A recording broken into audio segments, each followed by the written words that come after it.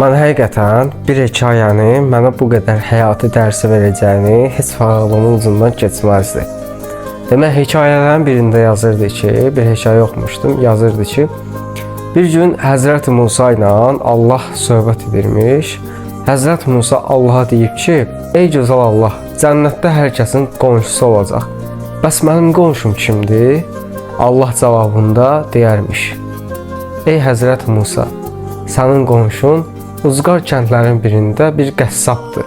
Həzrəti Musa Allahın bu cavabına deyərmiş, ey gözəl Allah, bəs bu qəssab hansı gözəl əməli etdi ki, sən ona mənlə qonşu olacağın savabını yazdın. Allah cavab vermir və Həzrəti Musa günlərlə, həftələrlə yol gedir qəssabın izinə düşməyə və gedir qəssabın olduğu kəndə çatır.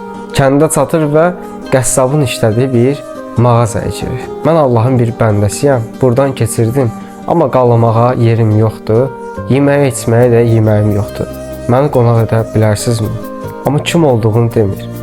Qəssab Həzrəti Musanın bu sözlərindən sonra Həzrəti Musaya deyir ki, buyur, gözəl insan, mənim gözlərim üstə yerim var.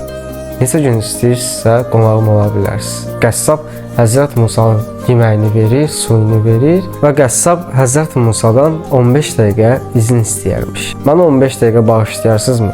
1-2 saatlıq işim var, onu görüb gələcəm.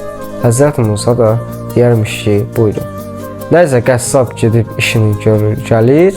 Bir neçə saatdan sonra yenə Həzrəti Musadan 15 dəqiqə izin istəyir. Yenə eyni qaydada Həzrəti Musa izin verir, gedir. Hava qaralır, qəssab gəlir mağazaya, mağazanı bağlayırlar.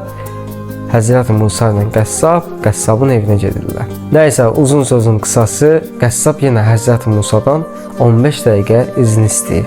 Həzrəti Musa qəssabın qolundan tutur, deyir, ey qəssab, bu işdə nəsə bir tərslik var. Mən elə sənin yanına gələndən, sən məndən 15 dəqiqə icazə istəyirsən. Gedirsən, gəlirsən.